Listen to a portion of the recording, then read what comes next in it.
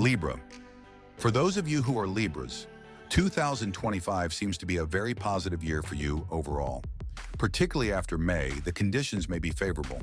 You can overcome your past issues and make progress in new directions with the help of Saturn's auspicious transit in the month of March. Excellent outcomes are possible, particularly when it comes to work-related issues, etc. Your ability to think clearly and analytically will now enable you to plan more effectively and succeed in business. There will be no more obstacles in the lives of the pupils.